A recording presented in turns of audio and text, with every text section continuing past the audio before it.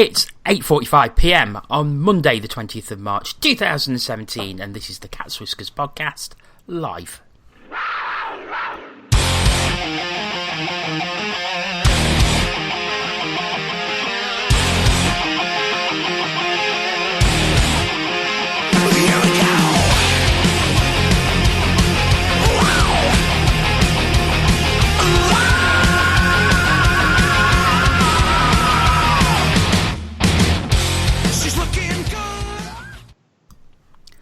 Hello and welcome to the Monday night edition of the Cat's Whiskers podcast. My name is John A. Bullard. I'm delighted to say joining me this evening to look back at all things Panthers and the Elite League are Aaron Lord.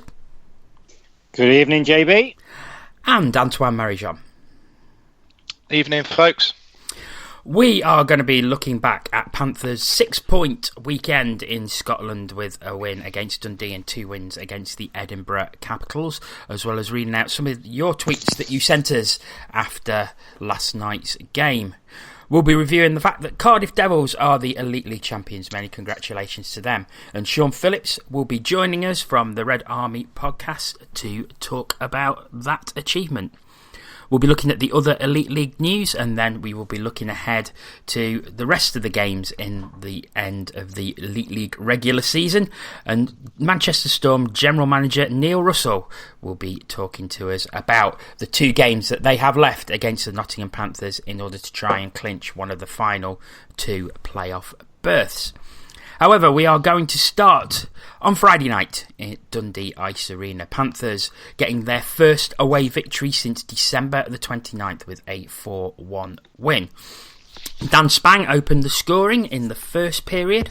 Brad Moran extended the lead in the second, with Poulan pulling one back for the Stars before David Clark and another from Dan Spang, a great individual goal, ensured a 4-1 victory for the Panthers. Now, Ant, you were at the Scottish triple header weekend, about 250 Panthers fans there, would you say?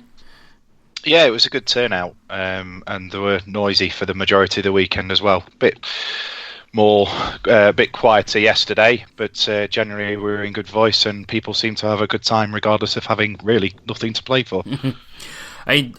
As I mentioned, it was the first win since the 29th of December against the Coventry Blaze, and Aaron, I suppose there was a bit of relief, but also seemed to be a lot of apathy around as well. Yeah, I mean, obviously, as we've talked on many podcasts about the away losses that we've suffered and we've talked about, and you see on social media people questioning whether we would actually get an away win for the remainder of the season. So obviously to start the 3-3 with a victory is positive and is good, but like you say, there's other feelings that go along with that as well. So for me, you just have to take it for what it is. It was, the first game of 3 of the Scottish triple header. I think we can talk about the fact that, too little too late, as you'll come on with people's views on the weekend as a whole. But, how long can we keep saying those sort of things, really? We've just got to not accept it and brush it under the carpet like that. That's so painful, and it still kind of needs to be addressed come the end of the season. But I think we need to look at this weekend just gone individually, and obviously we had the perfect start on Friday night in Dundee, and it's just amazing that the last one was December the 29th, like you said. So a long time coming. You were at the game. Stephen Schultz, a healthy scratch. Was that a surprise?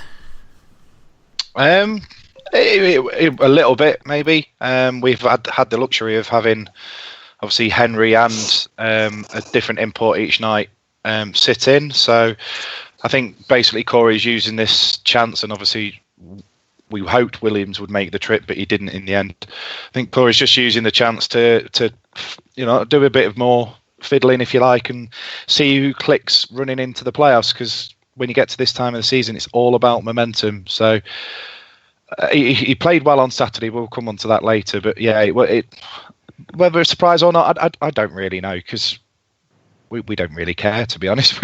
We went up for a good time, and we were rewarded with what I will say with 3 decent performances, though. Credit where it's due. Just on to the Friday night performance, and I took a look at the highlights. I didn't have a chance to watch the webcast, unfortunately. But the goal by Spang, the opener, it was a bit controversial. What was your view of it? Because it wasn't given for a good 30 seconds a minute after it had actually gone in. I think it's probably a little bit longer than that as well, to be honest. He hit the shot and he celebrated. He turned to the referee and celebrated. Now on the highlights you can see McGrattan's pointing at something as well. But I mean, from where we were sat, we didn't see any of that. And then it was obviously play carried on. Nobody cheered, nobody else celebrated or anything like that. And then as soon as the next stoppage in play happened, the referee then went over to the goal judge, had a long conversation with the goal judge.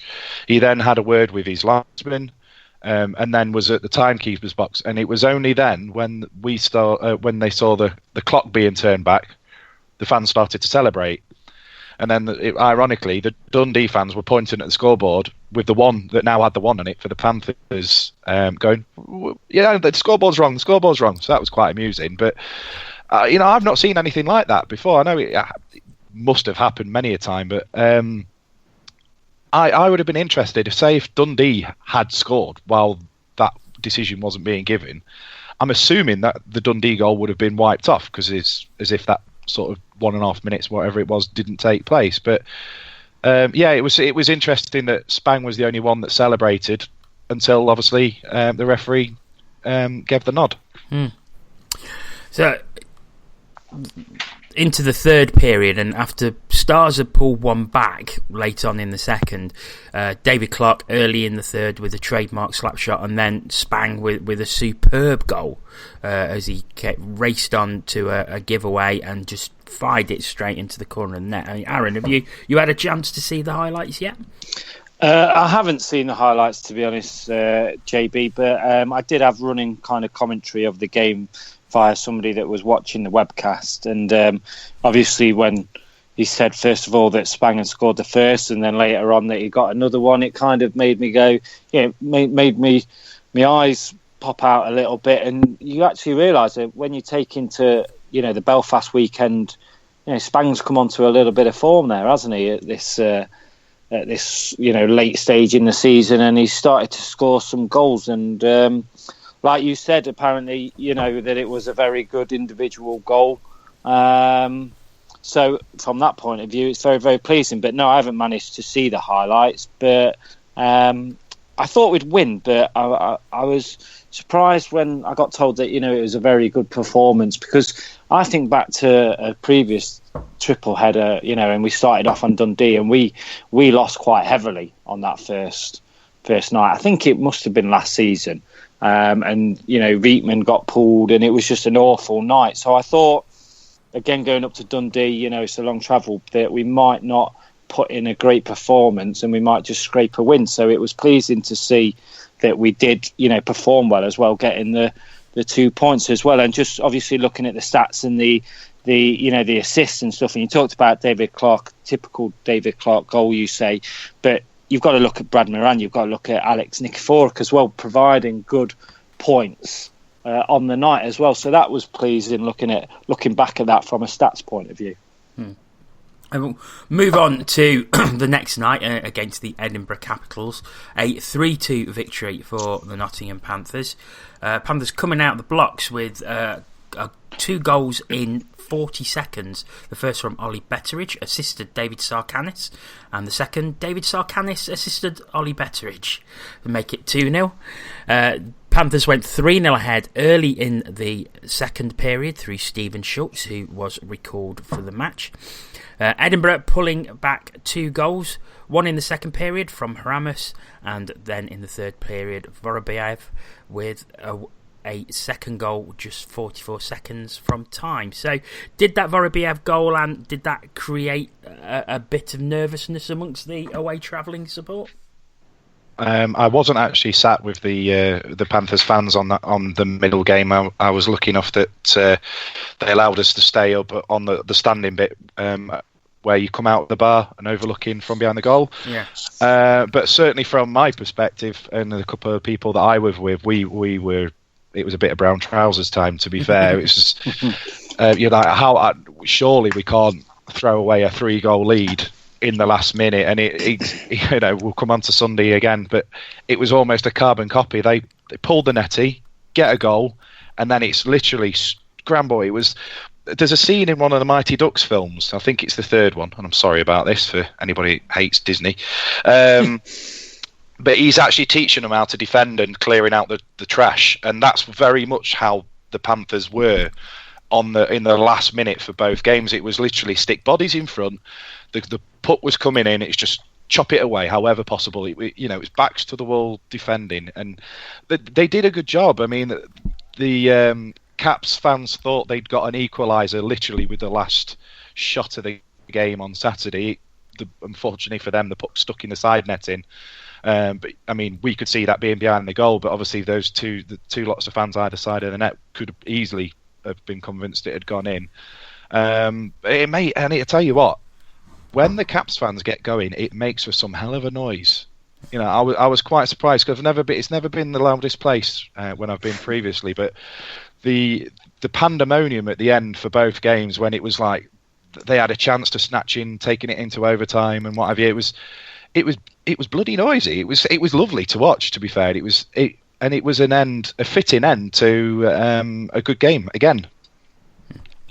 Yeah, and that line of Betteridge, Sarkanis and Lakovic is really paying dividends. I know we've mentioned it on a previous podcast, Darren, but Sarkanis especially seems to have found his feet. Yeah, I'd agree with that. And I think, you have to take into consideration his age, the kind of his previous experience, and obviously, he did have a slow start, and I don't think it's, unfair to kind of say that it was a little bit maybe, rabbit caught in the headlights kind of thing for his first few games. But, you have to take into consideration what Corey said about him at the start. His speed was an asset that we were looking for. And I think you've just gradually seen him settle in. And he's grown in every game that he's played. He's been given more minutes. He's had more effect in the games. Obviously he's scored a couple of nice goals at home. So I think it'd be pleasing for him to get some points on the board away from home as well. And like you said, that line of Betteridge, Lacko, and Sarkanis does seem to be producing right now.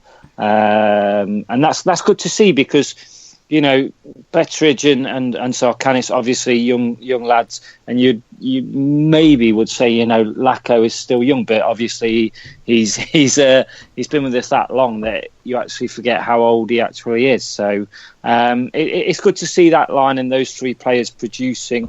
Again, coming towards the close season. So very pleasing. And no penalties called in the entire game. And referee Toby Craig having a bit of an easy night. Or was it that way, Ant? Was there really nothing that was worthy of a penalty?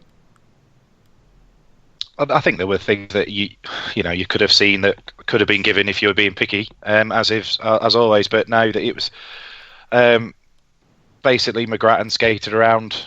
He could have done what he liked. If he was that sort of player to sort of go loony on somebody, I think he could have decapitated somebody, and Toby Craig wouldn't have called it on Saturday.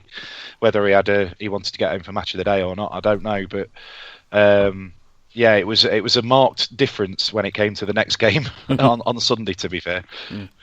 I mean, just on that, JB, sorry to jump in there, but it's the three officials that were for the Dundee game as well, and there was only 6 minutes worth of penalties called on the Friday night as well. So if you take both games into consideration, the officials have let quite a lot go, I imagine, or they've just managed the game well, or the players played the game well. But for 6 minutes to be called over two games by the same officials is quite outstanding, really, because we had nothing.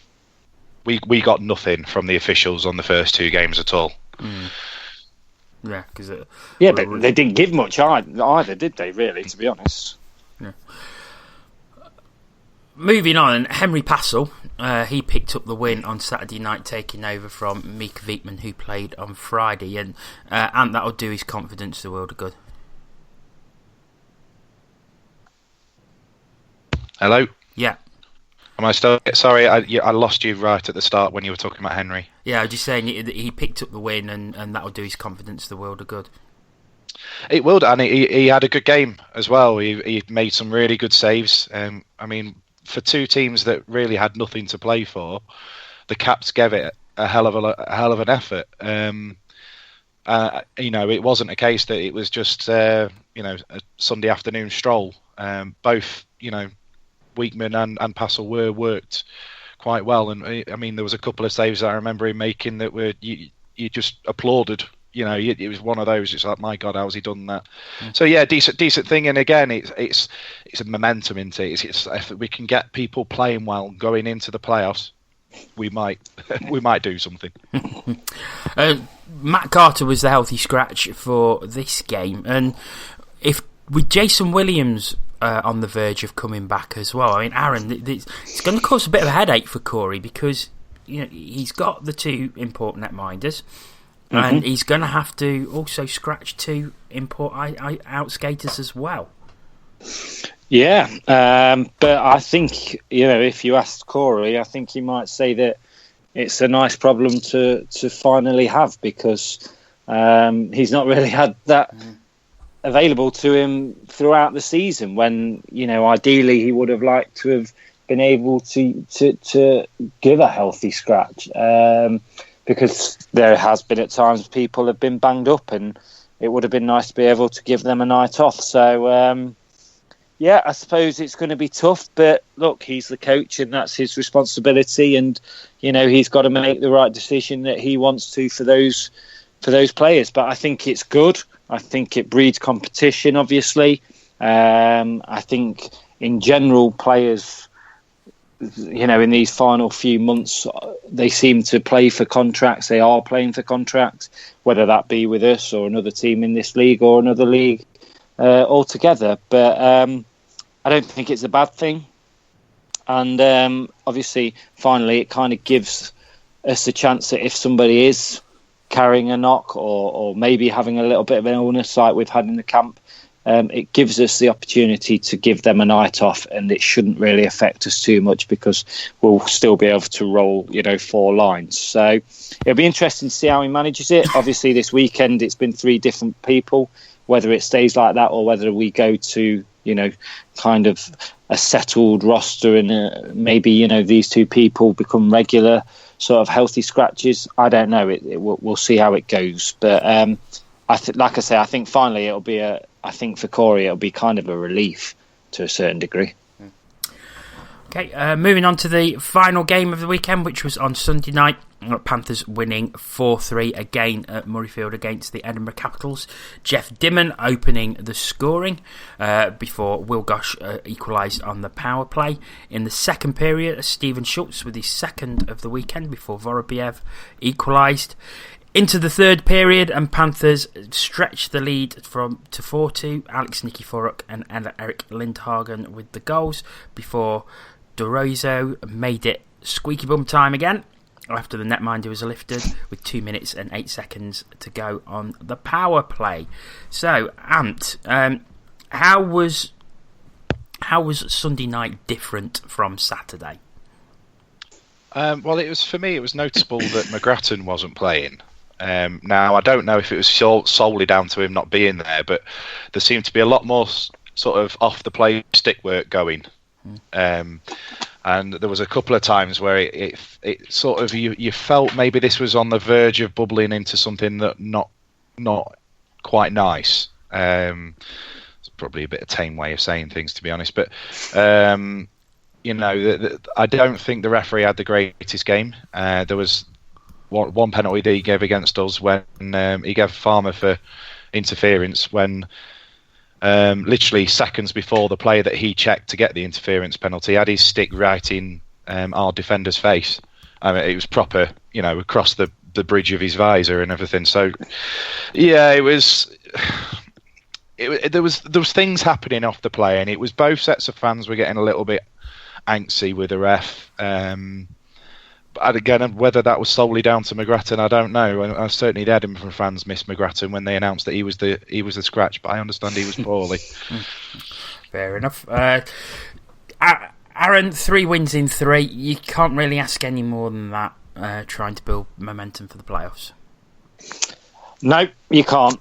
To be honest, JB. Like I said, kind of earlier, you know, it's kind of tinged with obviously a mixture of feelings, as you said at the very beginning, and as you'll allude to now with, you know, tweets from fans. But it is all, you know, the team has done everything that they could do this weekend. They've gone up 3 games. They've brought back maximum points, all in regulation. You know, you have to kind of say, you know, well done, and you've got to give praise for that. And kind of before you go on to the tweets from fans, like I said earlier, yes, you do think, God, you know, if we had performed like this earlier on in the season, what could have happened? But, you know, we can't. There is still one more trophy to go for, and currently we have just as good chance as any of the other teams that will qualify for that, you know, trophy. So while we still have that opportunity, then we've got to start looking for a few positives. And this weekend was a positive.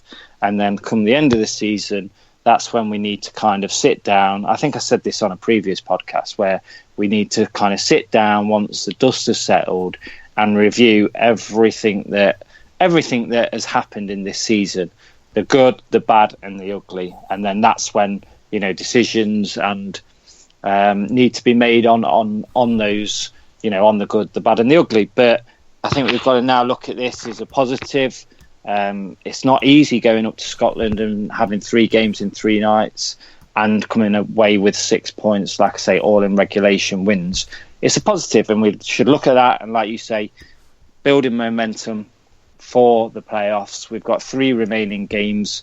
Let's try and take that into those games, and then obviously the playoff quarter final.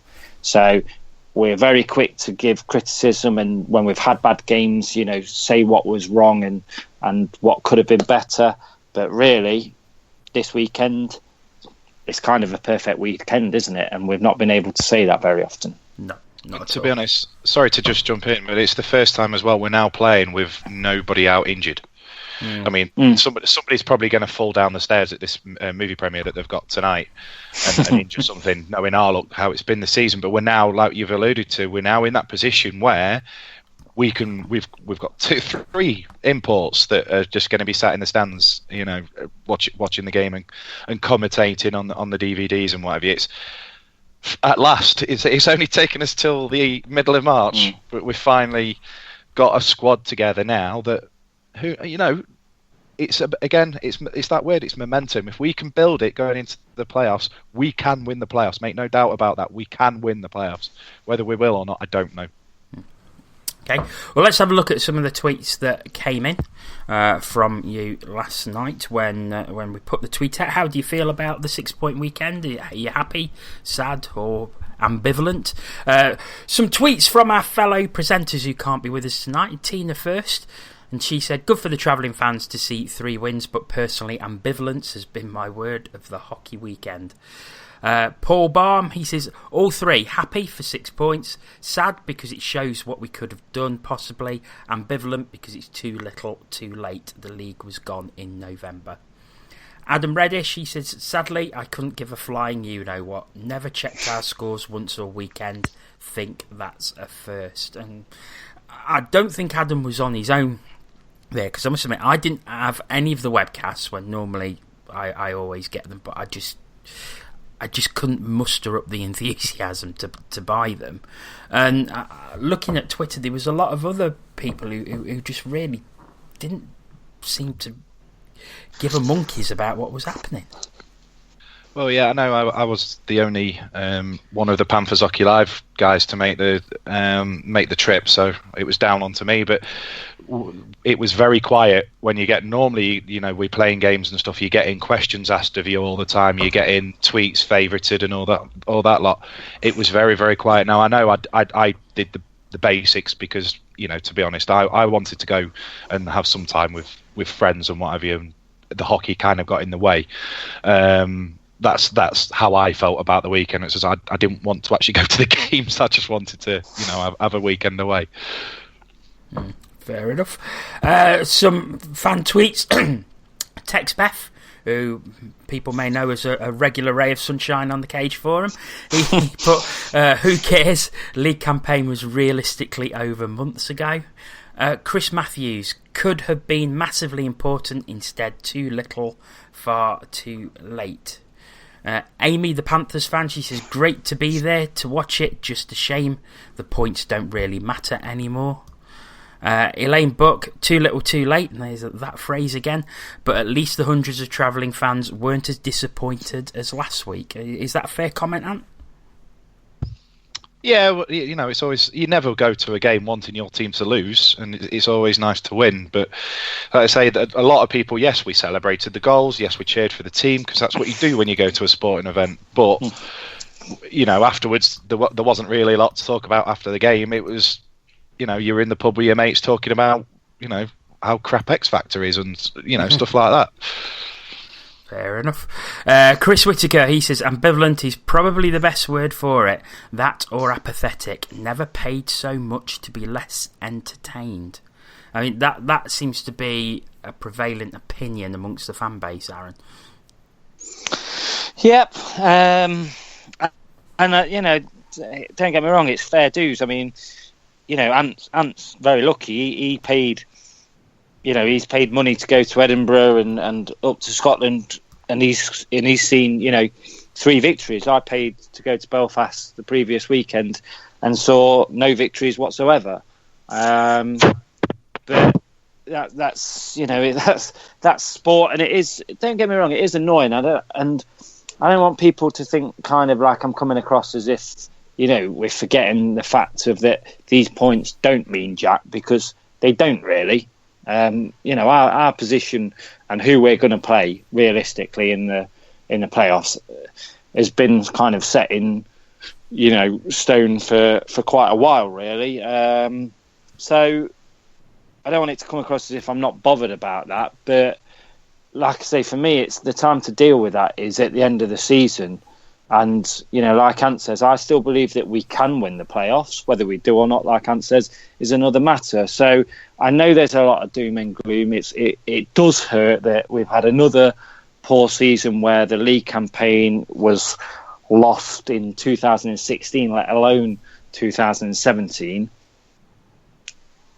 But I don't want, for me personally, to carry on with that kind of doom and gloom. And it's very difficult when you go to the games, because in Belfast it was horrible. There was people walking out and stuff like that because they were just that annoyed, and it is annoying. But I think we've just got to try maybe, and when I say we, it's up to the team really now, because they've been away. And yes, like Elaine says, hundreds of fans were lucky and they got repaid by the 3 victories. But now it's kind of time to replicate that on home ice on Wednesday, because there is a lot of doom and gloom, and it's fair, and it is fair cop. It is fair that people do feel like this, that people are annoyed, that they're upset, that they couldn't really give a monkey's what's happening because they've lost that kind of drive and passion that they have for this team and the sport maybe in general. And that's what's kind of worrying and disappointing in the most, that people are actually losing the love of the sport because of how their team has performed this season. So there's a lot of work for our club to do to get these fans back kind of feeling happy again. And the only way that they will do that, I imagine, for some people, because some people it might have gone too far. And it kind of goes back to obviously Paul Baum's article, a week or so ago, that the team's got to win games. they've got to win games and they've got to challenge for the playoffs, because that's the only trophy that's left for us. But no, I do think it's fair that, you know, a lot of the fan base are saying what, you know, the tens of people that have got in touch with us are saying. Okay, final word goes to Richard Halauka, who just says TL, too little, too late. That phrase again. Okay, we're going to hashtag TLTL. There we go. It's better than NFNF. Right, we are going to move on to the other news, and the big news from the weekend is, of course, that the Cardiff Devils are the Elite League champions. After the Sheffield Steelers beat the Belfast Giants on Friday night, the Devils had to win at Sheffield Arena on Saturday night. They did so emphatically with a 6-2 victory that saw them clinch their first title for 20 years. I'm delighted to say, joining us from the Red Army podcast is Sean Phillips. Hello. You've been hanging on. Aaron went on for far longer than we expected, so you've been hanging on for longer than expected. It's the Cat's Whiskers podcast, Sean. Just don't forget that. So, I suppose you are still an incredibly happy man. Oh yes. It just still hasn't quite sunk in, to be quite honest with you. It's just been such a long time in the making that. Yeah, I'm still trying to let it sink in and milk it until it finally just all ends. The season comes to a conclusion, but I think I'll milk it for years and years to come, to be quite honest with you. So, yeah, and you, of course, was in Sheffield on Saturday night. So, yes. Can you sort of explain or describe what the atmosphere was like? The atmosphere was a little tense, and then we scored 16 seconds in, I think it was, and the place just went absolutely bananas. It was one of the best atmospheres I've ever experienced at a road game. And you look at all the games we've had this year in various buildings throughout the league, and the Challenge Cup final a couple of years ago in Sheffield that we won, the victory at Ice Arena Wales in this year's Challenge Cup final, and this was just incredible to do it in Sheffield, a place where we've struggled through the years, and they've beaten us to umpteen many league titles on the last day of the year, and where it's hurt the most, and for it to happen there was the best feeling, I think. Yeah, Aaron. Yes, Sean. I was just wondering, because obviously, like you say, it has been a long time coming, and I think, you know, us as Panthers fans know kind of that relief that you get when it finally happens. But for you, who's been the main man this season? Who do you think? Because you've been close, but who do you think kind of helped you just get over that line? I think that's the key in this year, Aaron, is that we don't have a main man. It truly has been a complete team effort. From your top guys, you look at Joey Martin, he's not quite as high up in the league point scoring as he was last year, and that comes with just the depth that we've had this year. Guys like David Bryan have been chipping in, Patrick Bordelow, Luke Pigott, all through the lineup. Joey Haddad has been on fire this year, and I can't single out any individual player, because top to bottom, from the back of the netminder all the way to the front scorers, the guys on the bench, they've all given it their best, and that's what's taken us here today. I mean, just one player that I'd like to mention just very quickly. Sorry, JB, if you were going to go in there. No, it's fine. And I've seen you, Sean, tweet about him, and he's one of ours, really. You know, Matthew Myers. Yeah, I mean, I think for us, it's, you know, you don't realise kind of what you have, even with somebody like Matthew, until he's gone. But I mean, he's just been immense for you again this season, hasn't he? And crucial re-signing for you, I feel, because I mean, the guy's won titles with the Panthers, but from what I've seen in the games that I've watched with Cardiff, he's been crucial to your success as well this season. So a special word for him as an ex-Panther, I imagine. Absolutely, yeah. I completely agree with you. I was fortunate enough to be on the ice after the game on Sunday as part of the team of volunteers on match nights, and the trophy was obviously there with us, and Matthew Myers was. You just looked at him, and he was so pumped, as you would be to win a league title. But he has been a menace for us. He said in one of his interviews, he's not here to score goals, but he does those little things which you miss when he's not there. He goes into the boards, wins every puck battle, face-offs, PK, Yeah. draws penalties because he gets on people's nerves. Just a complete perfect guy, which he has been one of our best players this year, without a shadow of a doubt. And Sean, we only have to go back three years where the Devils were in absolute turmoil. Paul Reagan was in charge. I think you finished 9th in the league. There was worries that you wouldn't even make it to the next season, and that's not so long ago. Now we're here. You're the league champions. You've won the Challenge Cup. You look an incredibly strong organisation from top to bottom. Do you sometimes have to pinch yourself when you think back to that time? Yeah, of course you do. Look, we were playing out of a blue shack with almost no team to support, and that was the ultimate low for someone like myself, for all the Devils fans to have that concept, that prospect of not having a team is the lowest you can get. There's no lower feeling in the world, and 3 short years. You say it's been a quick turnaround, but going to all, I've been to nearly every road game for the last 3 years and every home game, and it feels like the miles of clock. I feel about 53. I know I look about 7. I know 12. I look about 12. I know I look about 12. Yeah. But have you got your ID on you? Yeah, I've got my. Yeah, but all the miles and the hours and all that sort of thing make me feel so old. But it's been a long time coming, like I said, and it was an unbelievable turnaround. And you only have to look at the man at the top, Todd Kalman, in that, and he's brought that winning mentality back to a club which has a winning history. And it all comes down to him. And what more can I say? You got anything to put to Sean? Yeah, well, a couple of things actually. Obviously, Sean, well done. Enjoy the celebrations and what have you.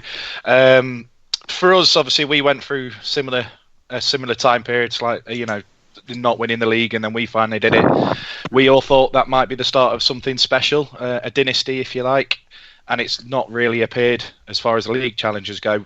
What can you see anything similar happening for Cardiff, or do you think now with Kelman et al. Behind the reins that you're going to be up there or thereabouts every season going forward? Yeah, I truly do, and that is Todd Kalman down to the bone. He's a winner. He wants to build a competitive roster.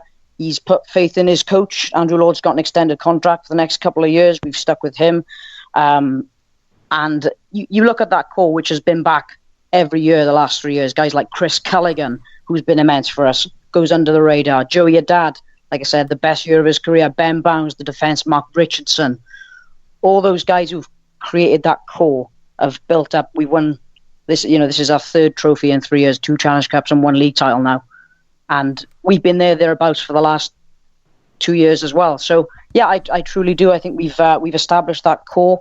We've built around it and improved every year, and that's the mentality we're going to take going forward, I think. And obviously you've got Champions Hockey League next season. Excited? Yes. Well, I'm not. I don't have a credit card, but I'm going to have to start applying for one. So. Has your bachelor pad not acquired enough equity in it yet to start borrowing against it? Well, no, not quite, but I'm sure I can. I'm sure I can find some funds from somewhere. Which is, and that's the one thing I take away from this weekend. You mentioned it being the start of a dynasty, but you truly don't know when it's going to ever happen again, and that's why I plan on taking every single moment and doing the CHL or the games and just letting it all sink in, because you don't know when it's going to happen again. I think one thing that stuck out for me, Sean, was at the end of the game on Saturday, there was a video appeared, and I saw it on Twitter where Andrew Lord addressed the travelling fans, and it was just something special, and for a coach to come and address the fans in that way and basically say, this is about you guys, it's about the whole organisation. I thought that was an incredibly classy move. Yeah, well, that's Andrew Lord. Andrew Lord, classy down to the bone. He instills that in his team. The players were exactly the same all through the weekend. They said it was as much for us as it was for them, and this is a club that does everything together. We've like you said, we had that period where it almost wasn't a club. There was no club at all, and I think that sort of set the fans and the players who were coming here that this is a city that cares about its team, and we needed a coach that cared about the team, about the fans, about the city, and we've got it. We've got an absolute pearl in Andrew Lord, and while he's still playing, I hope he can. I hope he continues, because he's one heck of a player, and when he inevitably does retire, I hope we keep hold of him, because Andrew Law is probably one of the most passionate guys I've ever met, and it just, you have that spiraling effect. It goes down to his players, the fans, everyone who's part of the Cardiff Devils, and he is the most important man in this organisation. And look where it's got us. Mm. Well, Sean, I just want to say many congratulations. Enjoy it. I mean, easily the best team this season, and a very well deserved Elite League Championships. And thank you once again for joining us. Most welcome. Thank you very much, guys. Thanks for coming on, mate. Cheers. Yes. So, guys, Sean obviously still very pleased. Cardiff have deserved it. They've easily been the best team this season. Yep, for me, the table doesn't lie, does it? Ding. I know, yeah. That'll take us into another interview coming up shortly. Quite nicely. Little teaser. But no, I mean, I think, it's true, though. I know it's a cliche, and I hate somebody going ding after something that I've said, but there you go. But yeah, they have been the best team, and they've got depth. They've invested into the squad. They've backed the coach, like Sean was just saying there, a really interesting kind of end to the little segment there. Andrew Lord is the most important person in that organisation. Mm-hmm. Says everything, really. Yeah, absolutely. They've employed the coach, they've given him everything, and they've let him get on with it. And I'm really pleased that Andrew Lord has carried on the Lord tradition of winning things, because I'm extremely proud of him for doing that. But no, very pleased for, obviously, Sean and my other Cardiff friends, because it's horrible having to wait for that championship when you've been waiting so long, And if we take it back to Belfast when we won it, I'm surprised Sean can actually still speak, because I'm pretty sure, when we won it, I had a throat that couldn't talk for days. So, but yeah, easily the best team, and they should enjoy it, and I do think that they will go on to challenge every season now. I think they're going to be right up there, which is good for the league. I mean, and you mentioned the question about Cardiff becoming a dynasty. Is this something you can see happening?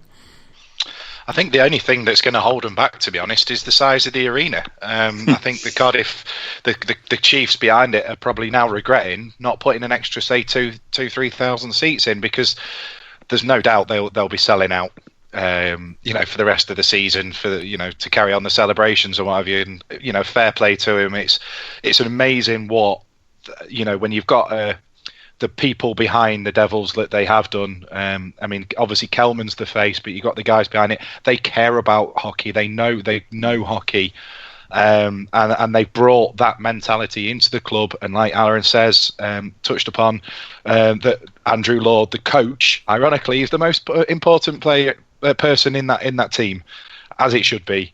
It's fantastic that a club with that sort of infrastructure has done so well this season, and I'm gutted it's not us, obviously, but I'll tip the hat to them when you have to.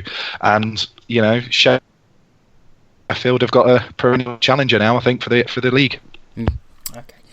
Well, move on to the rest of the Elite League news. One thing that stuck out from the weekend, Jay Rosehill of the Brayhead Clan got a match penalty for headbutting last night in their game against the Coventry Blaze.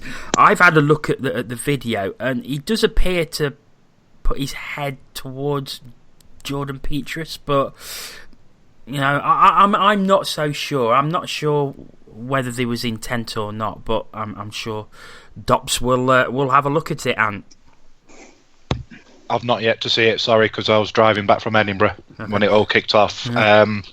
But are you saying Petrus went down like Jamie Vardy? No, he didn't actually. I don't think he went down at all from memory. No. It's just well, Aaron, you take over because I'm sure. I hope you've seen it. Yeah, I have seen it, to be honest, and obviously there's a lot kind of that builds up to that moment. You know, there's I think you see Rosehill knock over, or I don't know whether it's a cross check. I think you just miss it from the highlights. I think it's Jim Jorgensen, and then he goes back at Rosehill later on and trips him in front of net, and then he kind of gives him a cross-check in the back, and then Rosehill goes to the puck, and that's where Petrus is. And, you know, he puts his head towards Petrus's head. I mean, it's not a headbutt because, you know, he doesn't kind of lean back and go, bosh,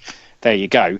But he puts his head towards, you know, Petrus's head, and the helmets touch.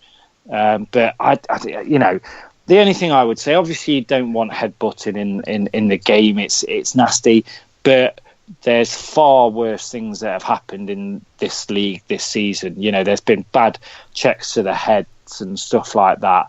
This wasn't the worst thing that has ever happened, and I would be shocked if, you know, Dops gave Rosehill anything more than the match that he got, because it's kind of something of nothing for me, really.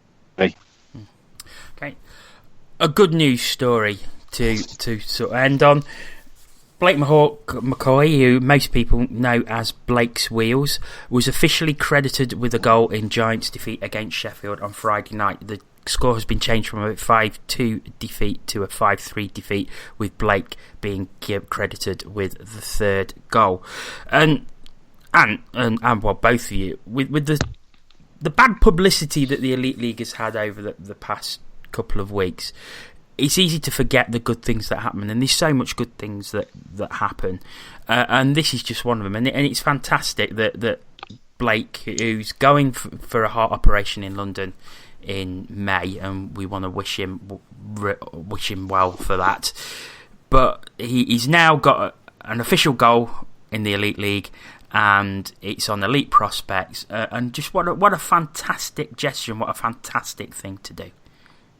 It takes two to tango as well. So well done to both teams. Obviously, Belfast have been behind him from day one, but for Sheffield to allow that as well, you know, it's fantastic. It's just a fantastic gesture. It's one of those. It brings a smile to your face of all but the cold-hearted. You know, well done both, and very best of luck to Blake, obviously. Yeah. Aaron? Yeah, I can't really add much. You know, yes. There's you know, some cringeworthy things that happen in this league, and things are said, but there are lots of good things about this league, and you know, Blake is just one of them.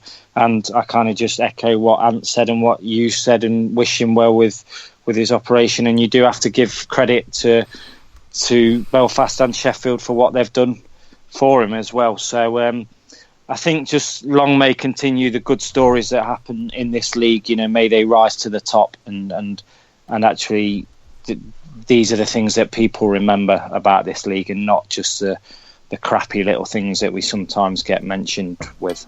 Yeah, absolutely. Okay, we're going to look at the race for the playoffs to finish off. Manchester, Dundee and Coventry battling for the final two playoff spots. Of course, the Nottingham Panthers take on the Manchester Storm on Wednesday at the NIC, and again in Altrincham on Sunday. And I got the chance earlier tonight to speak to the Manchester Storm GM, Neil Russell.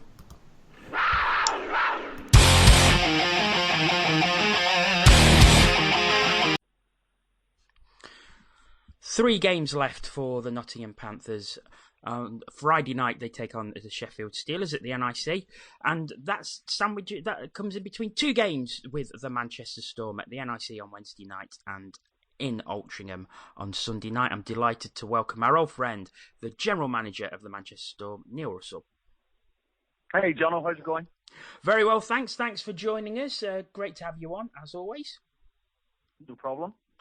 Well, you've not had a great time of it the past few weeks. I mean, you're currently in 9th place, but as we've just been talking, the destiny to reach the playoffs is in your own hands.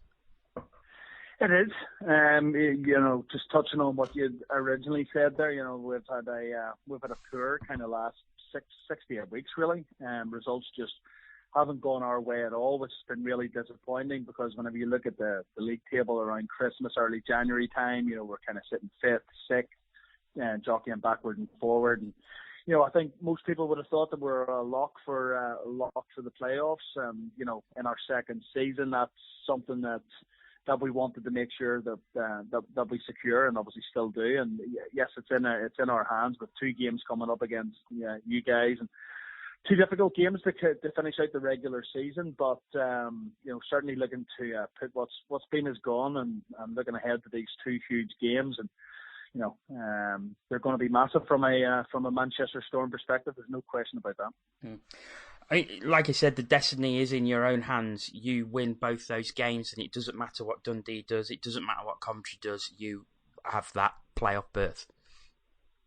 Yeah, absolutely. And listen, whenever it's in your own hands, it's up to your team to kind of grab it by the scruff, and that's what Omar and Mike Moran and the coaching staff will be saying to the guys. And as I've already kind of intimated, what's been is gone, and we've got it's never easy going into the NIC. I've known that over the years with Belfast and what have you, and it's such a difficult venue. Nottingham have an exceptional home record this season, so it's going to be a really difficult task. But our guys are, we're one of those teams, John, that can surprise you. We lose games that you think, geez, we should be winning this one, and then we go and surprise Belfast in Belfast. We beat Belfast in Altrincham. We beat Cardiff at home. We beat Cardiff on the road.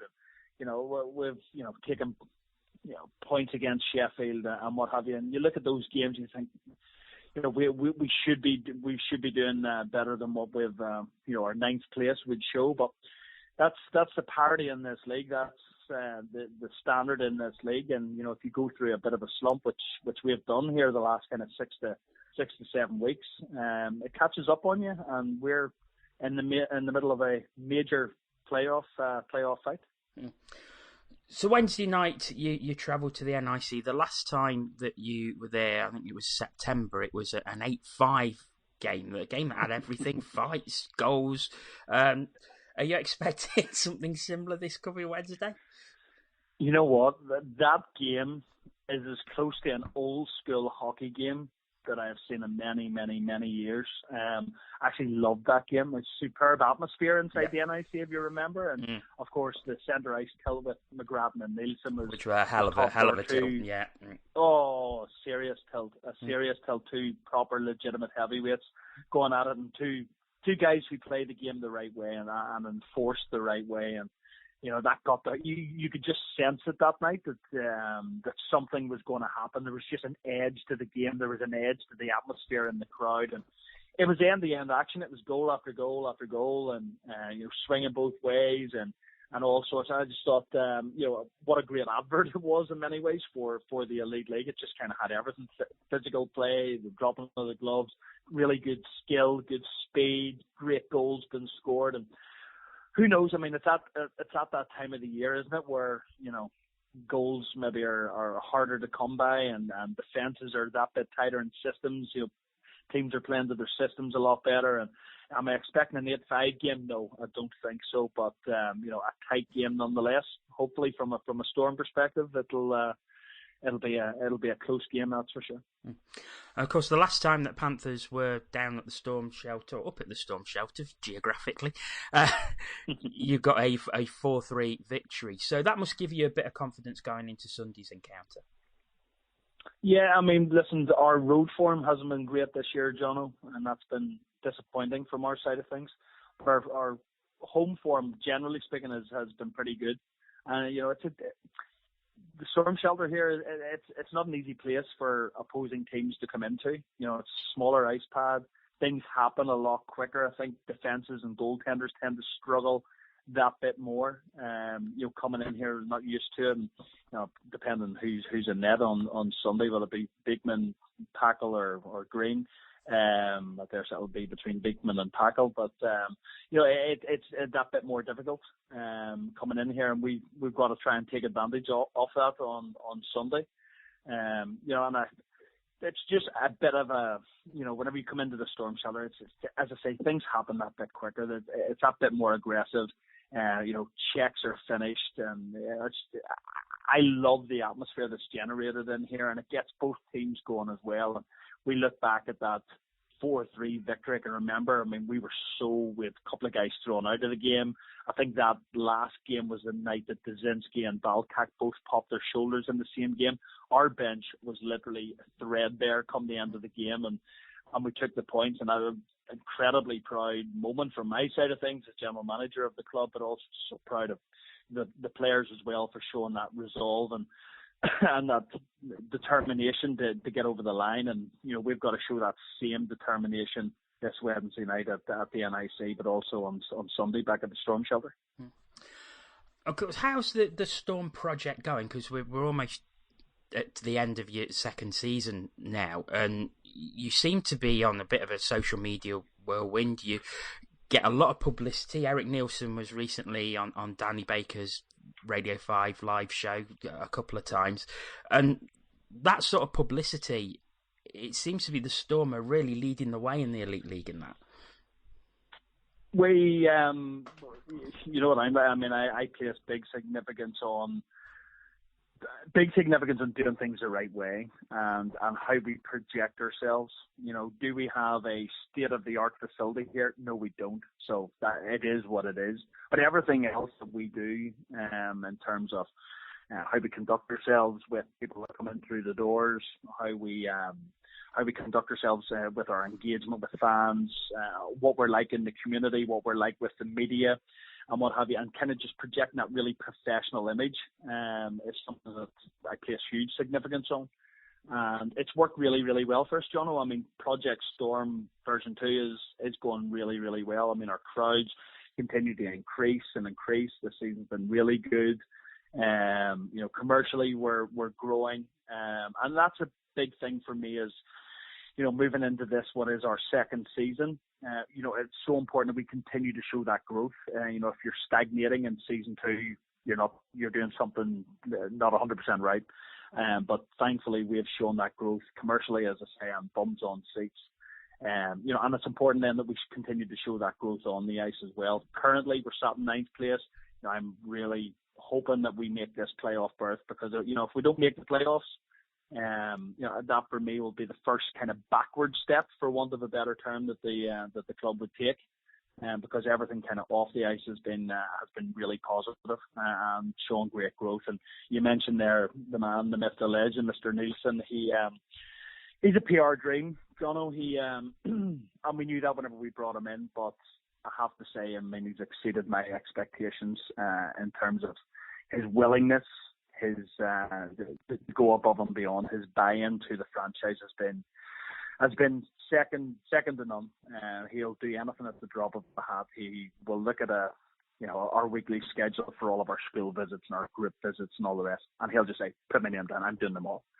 And he's just one of those guys, just can light up an assembly hall, can light up a room. He just walks in and just takes charge, and is so engaging with the kids, can talk to anybody. It doesn't matter what age they are, what age anybody is. He's just got a certain way with him that I would say just disarms people, just makes people feel totally at ease. And he's very funny, he's very witty, he obviously commands a presence as well. And he's just been absolutely superb for us. And you mentioned there the Danny Baker show. I'd spoken originally to the producer there, and she had agreed to bring him on for a part of the Danny Baker show a few weeks back, which Eric did. And straight after he did it, he was on for maybe 5 minutes or so doing some breakfast challenge with Danny Baker. I got a phone call straight after it from the producer just saying, Danny absolutely loved Eric, wants to bring him into the studios, wants to do a half an hour segment with him and all the rest. So they organised a car for him and took him down there a couple of Saturdays ago, and he was on for half an hour with him, with Danny, and talking about hockey, talking about his passion for country music, but talking a lot about the Storm, talking about the Elite League, talking about hockey, and I mean, they're genuinely. I mean, I've seen, of course, in Belfast, the likes of Paxton Schulte, Adam Keefe, who's still there. Obviously, the work that these guys do in the community. I mean, Nielsen's right up there with those guys, and he's also got the huge personality to go with that kind of work rate in the community as well. And he's been top drawer for us. And yeah, I mean, you're right. Our social media and our overall media presence has been very strong. It's something I place huge significance on, and we now see our highlights been shown every Monday night on Granada Reports, which is huge for us. And BBC were here doing a whole thing on the Rubachuk night, as were Granada Reports as well. So certainly the Storm is certainly picking up a lot more media coverage as we continue to grow, and it's capturing the hearts and minds of people, which was our aim, obviously, as a brand new club again, just setting up. It's important that we project ourselves in a certain way, capture those hearts and minds, get people in through the doors, and I think our match night entertainment and our level of fan engagement is second to none. It's right up there. If not the very best, it's certainly up there with the best. And it's reaped the benefits so far, and hopefully that will continue to grow as we move forward. Neil, I want to thank you very, very much for joining us, and I want to wish you luck for the rest of the season. Cheers, Jono. And by the way, #never forgive, never forget. Many thanks to Neil Russell for joining us there, apart from that little bit at the end, Aaron. Do you know what? I used to have respect for that man. I used to look up to him. But he's taller than you. I'm but everybody's taller than you, Jono. Well, yeah. That's just shows true. You, don't it, that you can take the boy out of Belfast, but you can't take the Belfast out of the boy. We should look at the playoff race, and I think one of the interesting things about Manchester is, although they're in 9th place, and as we said in the interview, the destiny is still very much in their own hands, because 2 victories over the Panthers and they are in the playoffs regardless of what Coventry do against Sheffield. Yep, and that's the way you want it, isn't it, really? You want the destiny to be in your own hands. At least they know what they've got to do. So, yeah, like the coach said, really, it's up to Pash, isn't it, and the rest of the coaching team, as he says, to make sure that the lads and the team perform to the capabilities and make sure they get enough points to seal that kind of last playoff spot. So. It's the best. It's the best thing for them that they can make it happen themselves and not rely on other results, because you just never want to be in that position, do you? Mm. And looking at the positions, you've got Manchester 9th on 41, Coventry, who are 8th on 43, and then Dundee in 7th on 44.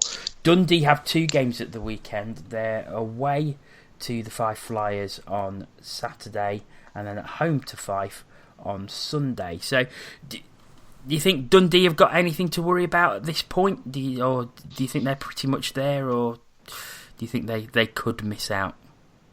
I think they could miss out. If I'm honest, they don't get me wrong. It'd take a lot to happen, but they weren't at the races on Friday. Apart from a in the second period, we were all over him, and we're a team that we've got nothing to play for.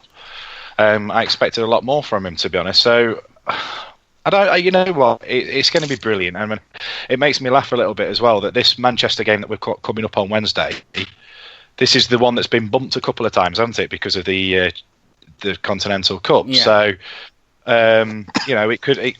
The Manchester have got an extra game than they originally had planned. So I would say that favours them, to be honest. Can't see us losing on Wednesday, though. Sorry, Manchester fans. So, quick prediction time. I know we did it last week, but things have changed slightly. So, who is going to miss out? Aaron? Well, after that comment, Neil Russell, and your team's comment to me on Twitter, today about my earring that I know you secretly like. I'm still gonna stick with what I said last week. I think Coventry will miss out. I don't think Dundee's got anything to worry about personally, and I think Storm will nick it. Okay, you know what? Ball's on the line. I'm going to go for Dundee to miss out. I think Manchester will beat us on Sunday. Get the drizzle down. Would a point be enough on Wednesday? If they got 3 points from these two games, would that be enough? I don't know how the regulation wins. It would be, wouldn't it? Manchester, they need 2 points, don't they? Yeah. No, then they're 3 behind. Well, 2 points for the 8th. They're three behind Dundee, and they're 2 behind Coventry. Coventry is playing Sheffield at Sheffield Arena on Sunday. And you say Dundee have got 5 twice? Yes. Did you say? Yeah. See, 5 and Dundee don't get along. Will Tomo want his old team to miss out on the playoffs? Conspiracy theorists. Manchester obviously improving on their first season, going in for it. I'm going to say Coventry and Manchester make it. Okay, fair enough. I think it's a difficult one. I think we will beat Manchester on Wednesday. I think Manchester might just beat us on Sunday, and then that brings it down to what happens in the Sheffield Coventry game. I can't see Sheffield losing that game on Sunday. No. So on that basis, I am going to say that Coventry will miss out on regulation wins, which is right down to the wire. But we shall see. It's a fascinating battle, and it all concludes this weekend as the regular season comes to an end. So, as our podcast does right now, there will be no Ask TCW on Wednesday because obviously Panthers are taking on Storm, and we will all be at that game. So, our next podcast will be next Monday when we will be looking back on the weekend, and we will also be looking ahead to the playoff quarterfinals, whatever they will be. But all that remains for me to say is thank you very much to Aaron Lord. No problem. Thank you, Johnny. Thank you, Ant. Thank you very much, Antoine Marie-Jean. Thanks, both. And also thank you very much to Sean Phillips and Neil Russell for their time and for joining us this evening. And thank you very much to you for listening. We will be back next Monday, but until then, take care. Goodbye.